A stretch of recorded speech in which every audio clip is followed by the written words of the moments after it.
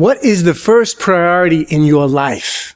The answer is, if you're married, other than your marriage, it's your children. Do your children feel that? Oftentimes, parents feel enormous love for their kids. The only problem is, the kids may not feel it. We can feel it, but if we're not expressing it constantly to our children, they may not know. We need to be able to say over and over and over again, my dear child, I love you. You are so important to me.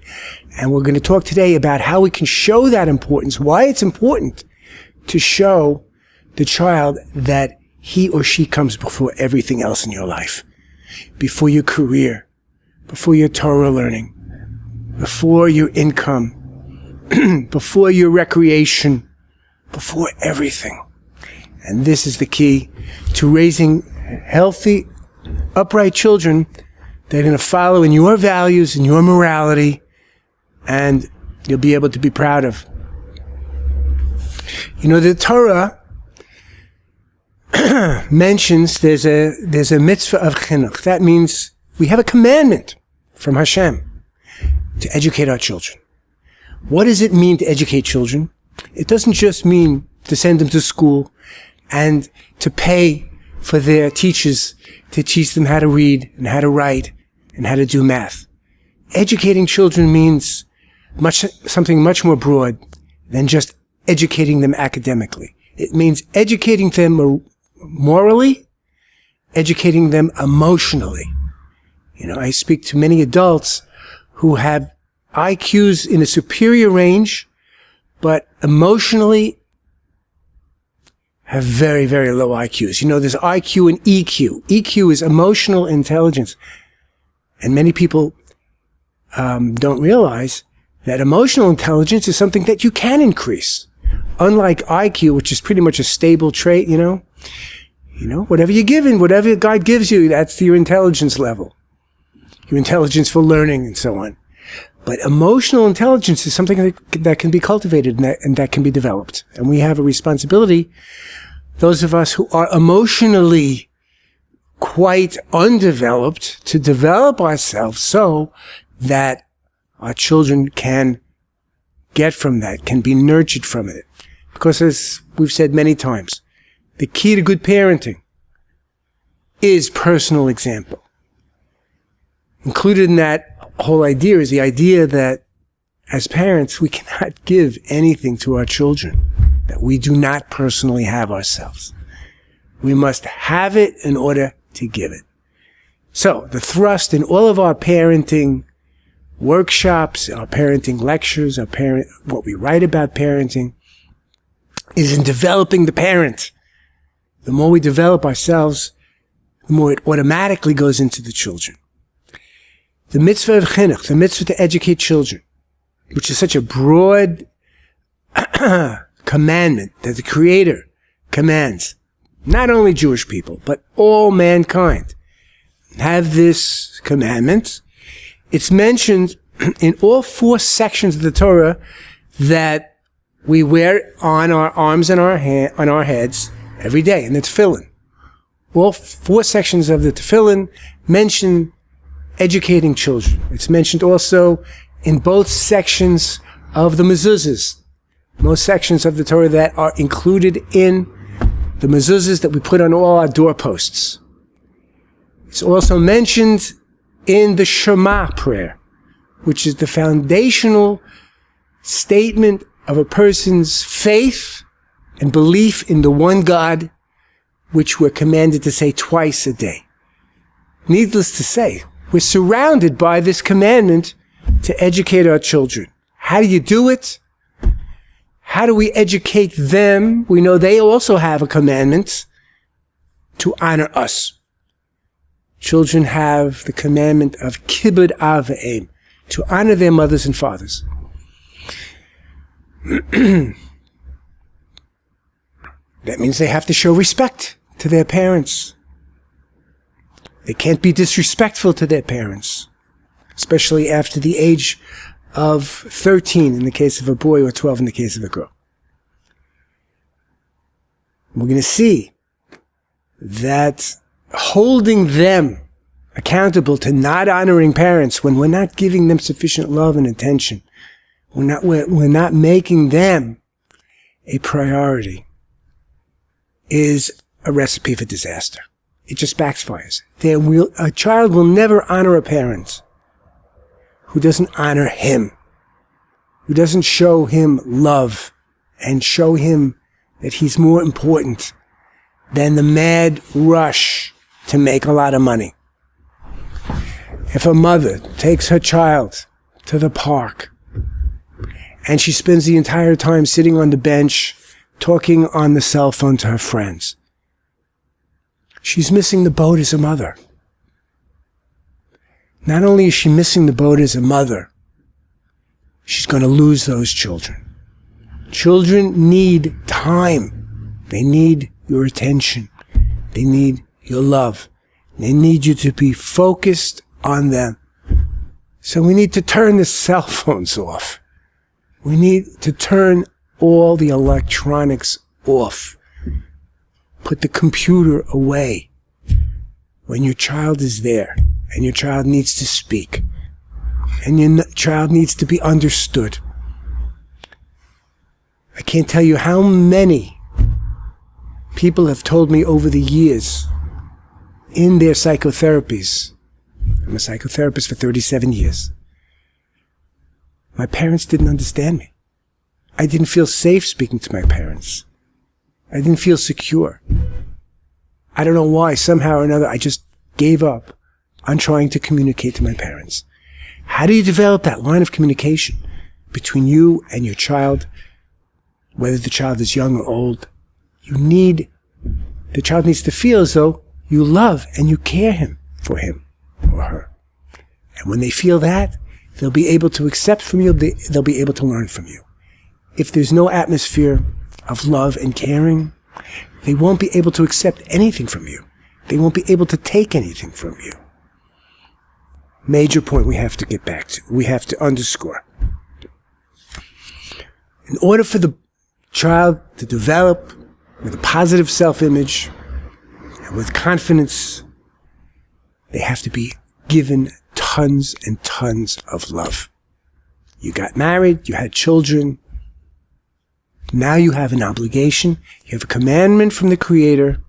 We saw in the tefillin, in the mezuzahs, in the Shema, this commandment must take priority. These souls are being entrusted to you. These souls have been brought down into your home. God picked you because you're uniquely qualified to be able to fit together with these souls. These souls were brought down and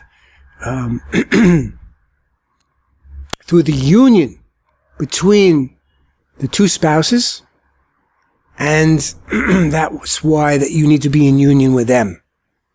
Okay, so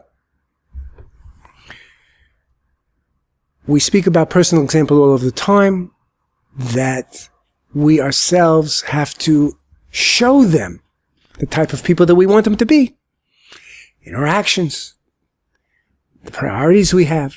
What's most important to us is what's going to be most important to them. What we do, how we speak, they're going to mimic us. They parrot us. In the beginning, it's pretty much a mirror. They become a mirror image of what they see in us is what they do. Okay. Unfortunately, we're going to give some examples of what not to do. And then we're going to give some examples of what we should do. So many times over the years in my practice of psychotherapy, I have heard kids and grown-up kids tell me, my father never said he loved me. My father never gave me a hug. How could that be? How could a father or a mother raise a child without telling that child, I love you. I cherish you. You're so important to me. How could a parent not say that to a child multiple times a day? I think you're great. You're wonderful. You're the best. You know, sometimes I get lucky and I hear that a mother leaves notes for her child every single day. I love you. You're great. Have a wonderful day. Mommy thinks you're the best. You know? The smile that a mother gives to the child when the child wakes up in the morning is worth $1 million. To start a day on a positive note with a smile, with love, with a confirmation of one's importance to mother, to father. It's priceless. It's a priceless, wonderful way to start the day. Just think how you would feel if somebody greeted you with a big smile, or if somebody greeted you with, come on, get out of bed, let's go. You know, it's already 15 minutes late. The bus is going to be here. You didn't take a shower yet. What do you need for lunch? By the way, where's your homework? Come on. Is that a way to start a day? Is that a way to send the child off with confidence to go to school and to interact with the peers and to be successful in life? The main environment in which we can teach children anything is only through a climate, an atmosphere of love, of nurturance, of caring, of devotion.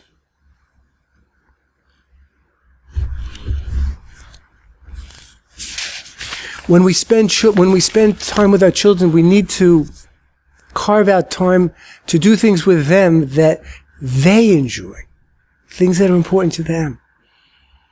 If your daughter is an avid reader, go to the library with her. Spend time with her. And when you go to the library, walk with her up and down the aisles and help her pick out books that are appropriate for her age level, that are clean books. Help her. Rather than go and stand in the corner or sit down and read a book that you're interested in, that's time. Kodesh time. It's time of holiness.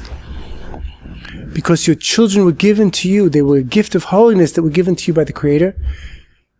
Make sure that you use your time with your child to be showing that you're completely devoted to what the child is actively involved in at that moment.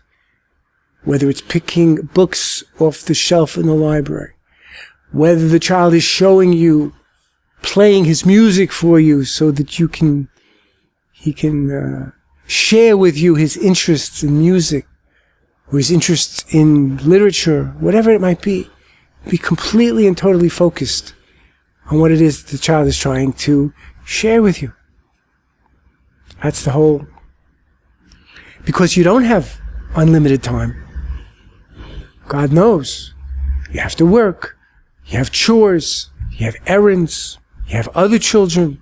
You have your own mother and father that you're obligated to respect and honor. You have to call them and speak to them. You have responsibilities in the neighborhood, to the community. Okay, you're busy. You have a full day, thank God. But each of your children needs a piece of that day with pure, 100% unconditional love and attention given to that child during that time. Rabbi Nosson of Breslev, the chief disciple of Rabbi Nachman of Breslev, I think you'd be hard-pressed to find anybody who was busier than Reb Nosson. Aside from his tremendous avodas Hashem, his service of God, all day long, in learning, in davening, in doing good deeds, in writing down all of the Rebbe's Torahs, all his teachings, transcribing them, writing them, putting them in order, taking his notes, and he still found time for his children, each one of his children. He had very, very little time, much less time than any of us have. Because he knew that his mission in life was to take all the teachings of the Rebbe and put them down, write them, so that we would have them. Thank God we have them. Al-Kuti Halach is 7 volumes, 8 volumes. But he still spent time. He made sure to eat dinner with his children.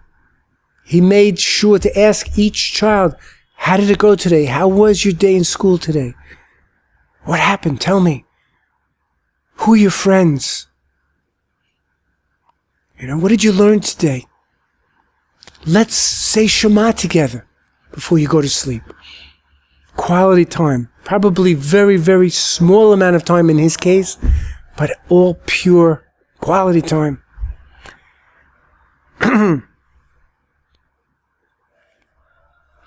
Main thing today, the main challenge that a father has today is not getting sucked up into this rat race of making a living and feeling that he's in, the rationalizations and self-justifications that we make, that I'm really doing for my children because I'm out there, I'm fighting, I'm making a living, I'm trying to bring home the bacon, so to speak. Your child needs you. There's no substitute for you. I talk to children from affluent families who have more problems than the children from families with less money, with much less money. The father was busy, he was making millions, hundreds of thousands and millions. But if there's no substitute for the love of the father, no expensive toys, no expensive vacations can ever substitute for the gleam in your eyes when you're looking at your child with nachas, when you're looking at your child with pride, because your child now knows how to read, or now he understands something on a higher level, or he got a nice mark on his report card, or his teacher is speaking about his nice behavior, and it makes you feel so good, it makes you feel so proud. And he sees it on your face and you tell him in words, I shep such nachas from you. I have such tremendous joy from you. I have such delight from you. I thank Hashem. I thank God that I have a boy like you. I have a girl like you. I thank Hashem. Thank you, Hashem. Thank you, Hashem, for this delicious, wonderful, beautiful person that you gave me. This is what a child needs to hear over and over and over again. This is the very food that their souls need to grow from and to hear constantly. And if you give them that, you give them the time and you give them this type of emotional food, I promise you, they'll never end up in my office. They'll never end up needing psychotherapy. They'll never end up with marital problems. You'll give them solid self-confidence.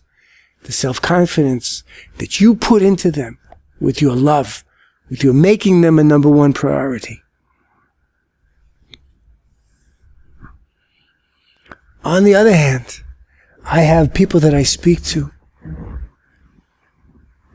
and I hear things that their parents have told them that go completely against these basic common sense guidelines of how to raise a healthy children. I have parents who already have made a number of mistakes, and the children are in therapy, okay? Because I never met kids, young people even, young adults, with problems that didn't have parents that didn't have problems. Never met anyone like that. And so when they come to me and they need help, okay. What's the correct attitude? The correct attitude of the parent is, okay, I sinned against God. I didn't pay enough attention. I didn't spend enough time with my child. Or maybe I didn't get my child the help that he needed when he was young. I didn't pay for his therapy.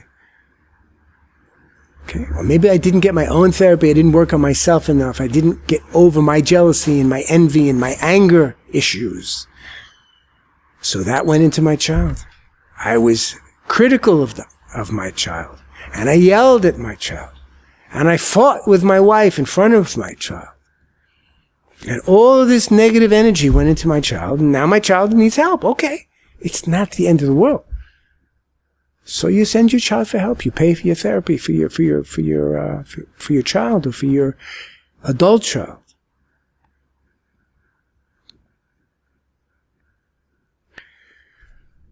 But let's take an example of a young man who is in therapy And his parents are paying for the therapy. Very nice. But they're mutchering him. They're constantly bothering him. Hey, how much longer is it going to be that you're going to be in therapy? Do you really need to go to therapy twice a week? Can't you go once a week or maybe once a month? And the therapist seems like he's brainwashing you against us. He seems like he's telling you bad things about your parents. Is this really good therapy? I heard recently, it's astounding. I've never heard in 37 years, I've never heard this. But it's astounding to me that a mother could say to her grown-up son, who's 30 years old, I bet you're telling Dr. Ballen everything about me. I bet you're telling him all of the bad things that I've done to you. Don't tell Dr. Ballen anything about me. Don't. It's wrong. It's evil talk against your mother. Wow. Well, what chance does that young man have of being able to work out his issues in therapy if his mother is still filling him with such guilt that he's not allowed to open up and ventilate and be honest about what is going on in his head for 30 years with a mother like that? If that's just one small example of what she has subjected him to over the years. And now he's closed up and so unable to express himself. Forget about the, suggesting to such a young man that we have a family therapy session with his mother. He's terrified of his mother. He's terrified of speaking out. And yet the mother is really being abusive. She's closing him down. Yes, they're writing the check. They're sending the money to the yeshiva. They're yotze. On the externally, they're yotze. They're in fulfillment. But they're really not. They're not fulfilling the obligation of educating their child.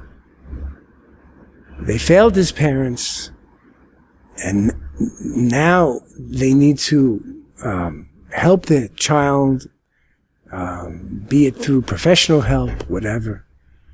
And that has to be also now done with love.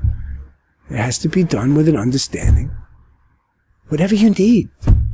Speak to your therapist. Speak openly. Whatever. The more open you are with your therapist, the more he's going to be able to help you. Not, are you telling him about us? Are you speaking bad about us to your therapist? I have young people that I speak to who have parents who are challenged, like this mother, in other ways. For example, let's take the father of a young person that comes to us for help. And this man, he's genuinely challenged. He's not the type of person, Hashem, God didn't create him in a way where it's easy for him to have open, emotional communication and dialogue with anybody. He's just not that interested in human relationships. I'm sure you've met people like this. We say they may be on the autistic spectrum. You have Asperger's syndrome. You have people like this who are very bright, intellectually, with the academic IQ, in a superior range even, but emotionally, the EQ, the emotional intelligence, is very, very low. They don't have interest in human relationships. And in this case, the father completely really lacks empathy. He can't empathize with his children. He can't empathize with his wife. All he wants to speak about are intellectual topics, scholarly topics, topics related to the Torah, which is very commendable, especially to talk about at the Shabbos table. But there are other things that need to be discussed in families. There's other things that need to be talked about in a meal. There needs to be some freedom and enjoyment, especially on Shabbos. It shouldn't be, the Shabbos table shouldn't be like a classroom. It should be place of enjoyment, of freedom, of interaction, of give and take, of spontaneity. What do you do? What should be done in a situation where a father really lacks certain capabilities? He'll never ever be an effervescent, emotional, effervescent type of a person that's spontaneous and sharing and deep. He's not going to be that. But he has a responsibility to learn as much as he can about emotional intelligence, to read about emotional intelligence, to get coaching about emotional intelligence, to get coaching about communication, to try his very best to understand the feelings and emotions of his children and of his wife. Okay? He may not be able to understand them as much as you can, but he has an obligation to understand the emotions of others and to be able to manage relationships as best as he can. As much as God will allow him, he has to make that effort. If he makes the effort, his children will be successful. Even though he might be emotionally very stuck, very, very, at a very, very, in a very, very basic level of relationship. But if he makes the effort, if he shows God that he's willing to try, that with whatever intellectual understanding he has, and he has a lot of intellectual capability, he uses that to be able to connect and learn and work with the children who have even more emotional capabilities than he has as a parent. They'll say, hey, I see my father loves me. The 30-year-old boy will look at his father and he'll start to see my father's limited. My father doesn't have the normal capacity for relationship that most fathers have. He can see that. But I see how hard he's trying. I see how much he wants to understand what I went through as a child. I can see how much he wants to understand how the parental mistakes that he made on me are affecting me now. I can see how much he wants to understand and wants to empathize, even though he really can't fully put himself in my skin. He can't fully put himself in my place. I see he wants to. And that's worth everything. That's worth everything. That puts a positive valence, that puts a positive feeling and emotion into the house, into the relationship. And it's enough. It's enough that the child can then take off from there on his own.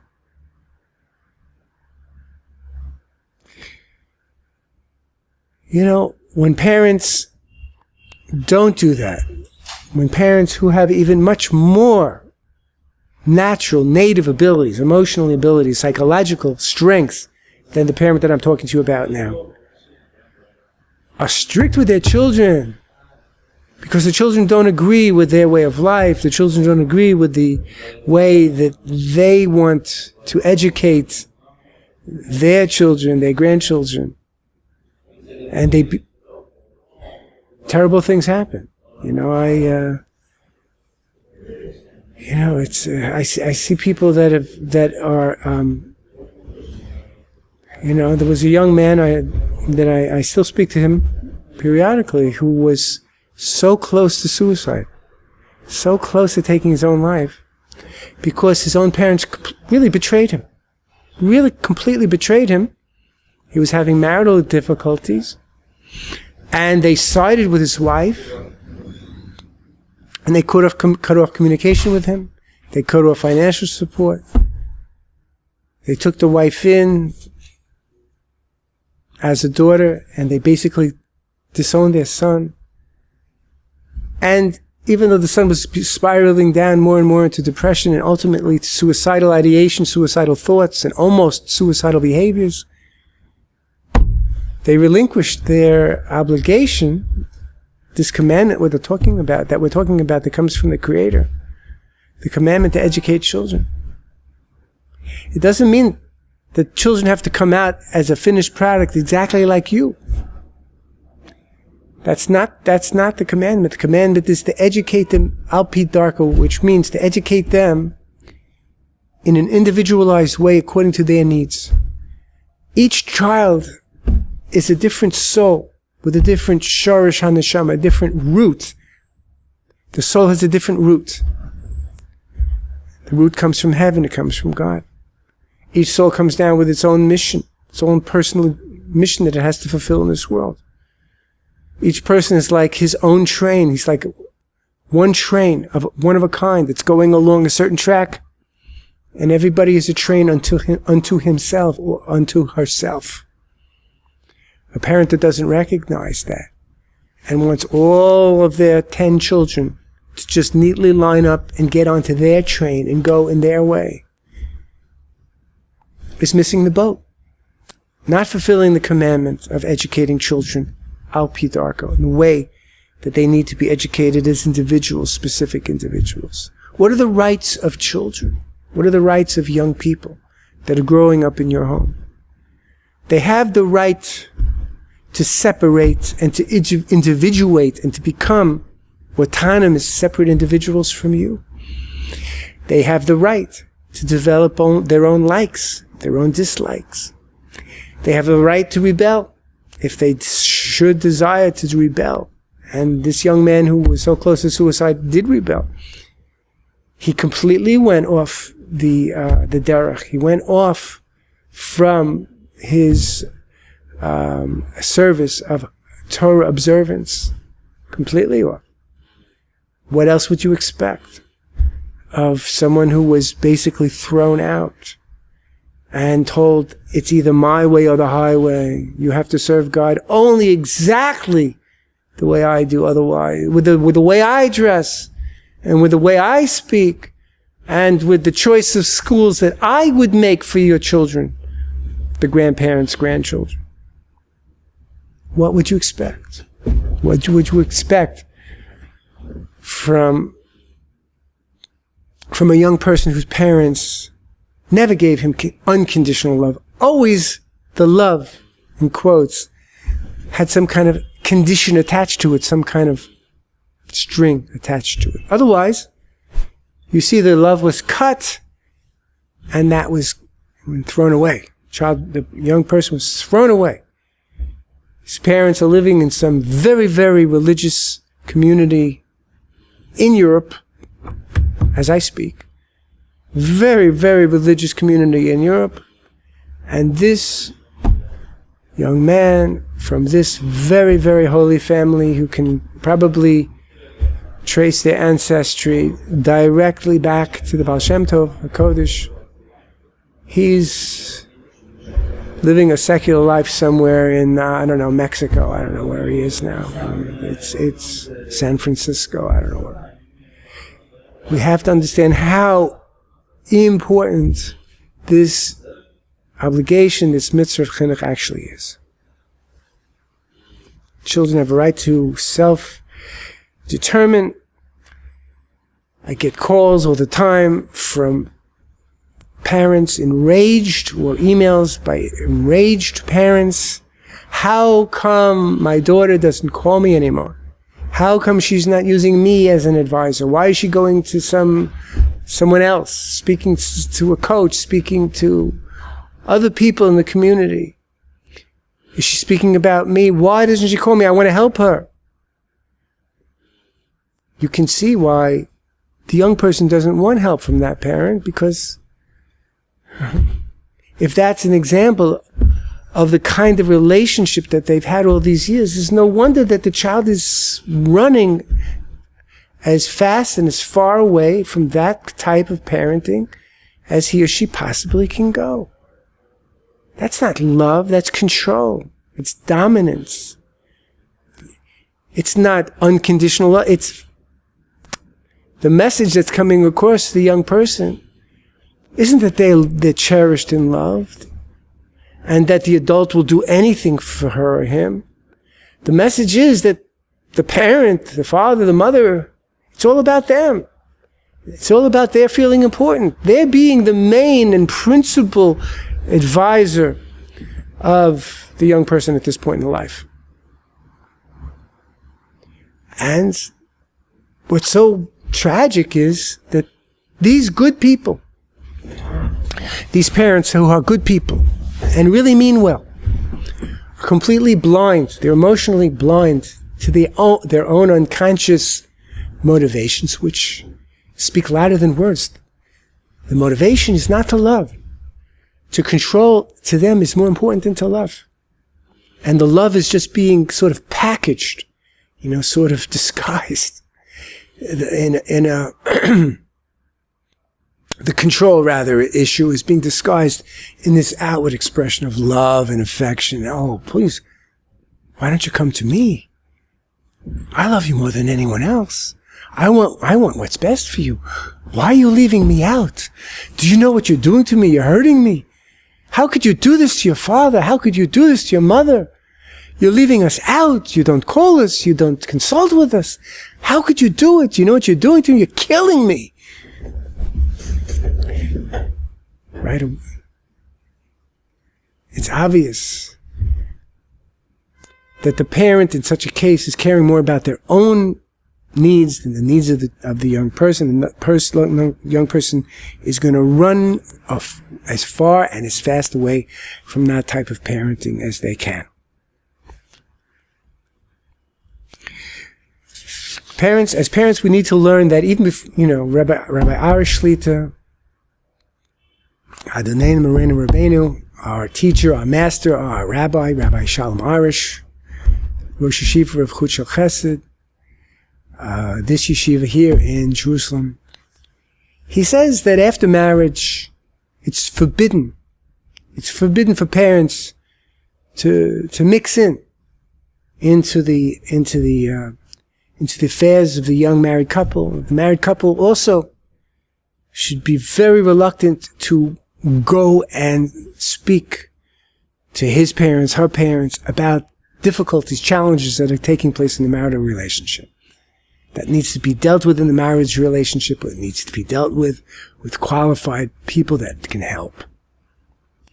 Well, this restriction on parents getting involved, mixing in too much, it really starts way before marriage. It really has to start as soon as the parent, with intuition and perception, starts to notice that your young son or daughter has a life of his own. And he's going his own way. He has to make his own decisions. If he asks you for advice, okay, fine. But it's not appropriate for a parent to be following a child around, always hounding the child. What are you going to do about this job? What are you going to do about that relationship? What are you going to do about this, these bills? He's got to have that. We've got to respect the person to be able to find their own way. And we have to work on our own emunah, our own faith, and our own belief that God is going to help your children to find their own way. When they get to be teenagers, they get to be young adults. They may still be living in your home. They may still be eating your food. They may not be paying you rent. But it does not give you license. It doesn't give you the right to be intrusive in their lives and to demand to know everything that's going on in their life.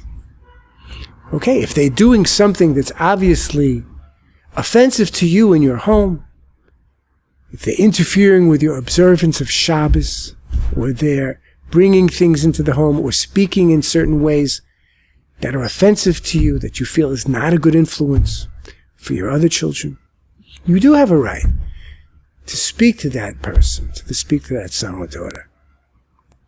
But the way to speak to that son and daughter is never, ever through yelling or criticizing or openly getting emotional.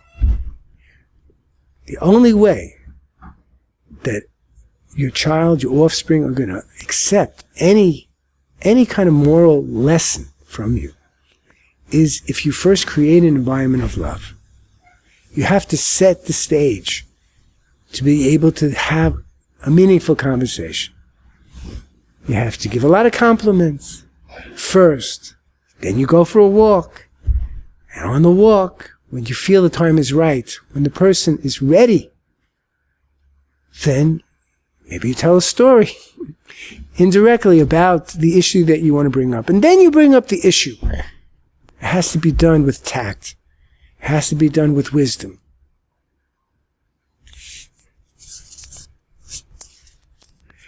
You create a situation of love, you create a situation of trust. Before you teach, try to attempt to teach your offspring anything. There was a famous rabbi that Rabbi Arush writes about in his famous book, The Garden of Education. The rabbi's name is Rabbi Yehuda Assad. By the way, The Garden of Education is the best book that has ever been written about child education. The Garden of Education by Rabbi Shalom Arush is the best book. I'm a licensed psychotherapist in Israel and in New York. I've been practicing for 37 years. I've read more than a few thousand books on psychology and psychotherapy. Most of them, thank God, I've given away. There has never been a book about how to raise healthy children like The Garden of Education by Rabbi Shalom Arush, which you can order from this website. Just go on to the Breslev store, Garden of Education. It is, I'm sure in 1,000 years from now, there'll still never be a book like The Garden of Education. All his books, Garden of Emunah, Garden of Education, Garden of Peace for men, Garden Women's Wisdom for women, Garden of Wisdom for everybody, Garden of Knowledge for everybody. These books are survival manuals in today's world. Anyway, I was telling you about Rabbi Yehuda Assad. Rabbi Yehuda Assad was an educator par excellence. He was a teacher, a Rabbi in yeshiva. And what he used to do is that he would have, when the child would ask a question, a silly question. Children sometimes, they raise their hands and they ask silly questions, right? And when a child asks a silly question, what happens? The rest of the class will laugh at that child, and the child will feel bad about himself. It will affect his self-esteem. And if it happens more than once, it will continue to so. He'll stop asking questions. He'll retreat from learning. He'll become too shy, too embarrassed to learn. It could lead to not good things. So what did the rabbi do? Rabbi Assad, when he would see that a child is asking a silly question and everybody's laughing, he would say to the child, what a great question. You meant to ask such and such. In other words, he would expand on the child's question, and he would make the child's question more than it actually was. We're going to see why, even though that's not exactly honest, we're going to see why he was allowed to do that in just a moment. But he would expand on the child's question, and he would say, that is such a brilliant question. That's what you meant to ask, isn't it? And most children, when you ask them that, they're going to agree, I meant to ask that, sure. And then he'll say to the mockers, he'll say to the ones that are laughing, you don't understand the depth of this child's question. And you have no right to laugh if you yourself cannot answer this question. And then he would, in such a way, he would educate, he would preserve the self-esteem of his talmid, of his student. This is what we all have to do as parents, as educators. We have to go do whatever it takes. We have to go the distance to be able to preserve the self-esteem and the confidence of a young person. Our teacher, our rabbi, Rabbi Shalom, he writes that his parents, he was blessed with parents that knew how to do this. He was blessed with a mother and a father who never yelled and never screamed, who actually never even had to punish in the traditional sense of a punishment. Punishment to Rabbi Shalom might be when the parents would just raise their eyebrows or roll their eyes. That would feel like a punishment. They were not angels. They also broke things and did things that children do. But the parents never yelled, they never screamed, and they never lost control. They would roll their eyes, and the mama and the papa, they would look at each other and say, okay, Papa, this is the kid that God gave us. What are we going to do? We love him to pieces no matter what. And that was always the attitude. That was the attitude in the Arush home. And that's why our teacher, our Rabbi Shalom Arush, says that he credits his mother and his father with his great achievements in life. His achievements, all of them, his spiritual achievements as well as his academic and emotional achievements. Because of the love, the unconditional love, and the lack of criticism and anger and negative emotion that was in the home. We're getting closer to the holiday of Hanukkah, which is a holiday, a very family-oriented holiday. It's a holiday where you can start now to create an atmosphere of joy in the home. If you only have that, if you only have joy in your home, you don't even need furniture in your home. You don't need anything in your home. You can have a bare home, the barest of homes. But if you have love and you have joy and you have a feeling of commitment to raise these children and understand the awesome responsibility that has been trusted to you to raise these children, you'll have a happy, merry Hanukkah. And you can give each other gifts, the greatest gift of which can be your smile, your hugs. You're constantly telling your children, no matter what age they are, no matter how old they are, no matter how young they are, you love them. You care about them. They're everything to you. And you show them that through your behavior, through your self-sacrifice, through your willingness to turn off the cell phones, your willingness to put away the computer while they're around, your willingness to engage in activities that are important to them, to take them places, to buy them whatever you can afford. Now and on Hanukkah, to sign them up for things if they want, exercise groups, extracurricular activities. They need things to do. They need stimulation. They need to be around other children after school. So, you have to think through what it is that they need. You need to put yourself into the place of the child. And you need to take responsibility if you ever do something or say something to hurt a child. Just apologize. Say you're sorry. Say, I don't know what came over me. Please forgive me. I had no right to speak to you that way. I'm sorry, Hashem, and I'm sorry, my child. Please forgive me. I don't want to ever do that again. I don't want to ever speak to you that way again. I never ever want to act that way again.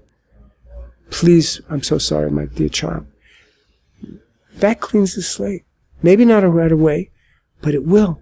When they see in your renewed commitments to be able to be respectful, to be loving, to be patient, to speak gently, to not get angry, to be calm, to deal with upsetments, to deal with challenges, to deal with notes home from teachers in a calm way, to deal with a difficult report card in a calm way, to deal with some kind of altercation between 2 or 3 or more children in the family.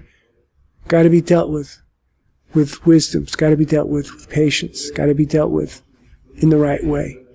If you need any guidance, it's not a sign of some type of moral defect in you. If you want guidance, it just means you're a good person.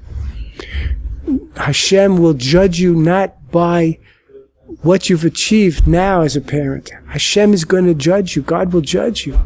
But what He sees you want to achieve with your children, if He sees that you want to do better, that you want to raise your level of, your standard of parenting, by calling us, by consulting with us, by learning more about the Emunah approach to parenting, then all of a sudden you're going to get help. You're going to get help from heaven, and it's going to go easier and smoother and faster. So if you want to consult with me, all you got to do is you got to pick up the phone. You got to dial 1-718. It's a toll-free number. 1-718-577-2975. I don't get one extra penny from talking to any of you. I get the same minimum salary from this yeshiva every month, and it doesn't go up or down based upon my speaking to you. It's not based upon how many people I speak to in a given week. I have no financial incentive Call me, 718-577-2975, 718-577-2975. If you would prefer to speak to a female, we have Rebbe Yehudit Hanan on staff. She's a wonderful person. She is the wife of Rav Daniel Hanan, internationally known head of a yeshiva, a brilliant Torah scholar. She has, I don't know how many kids, 10 or more kids. She has dozens of grandchildren and many, many years of experience in the mental health field, and working together with myself and Rabbi Arush doing Amunah coaching. Call us 718-577-2975. Speak to either myself or Rebbe Hanan. You can get an appointment very easily by just dialing extension 1, speaking to our secretary, Aaron. Speak to Aaron. He's the friendliest guy in the world. He can set you up with an appointment right away. Okay? We should all be zoicha to be good parents. We should merit to be able to fulfill our obligations to our children by working on ourselves, by getting the help we need, not only from reading, but sometimes we need personal guidance, and taking advantage of that. We should also have in that merit all of the blessings, all of the salvations. You should have all of the refuahs and the yeshuas, and we should soon see the coming of Mashiach, of the Messiah, and the building of the holy third and final temple. May it happen speedily in our days. Amen.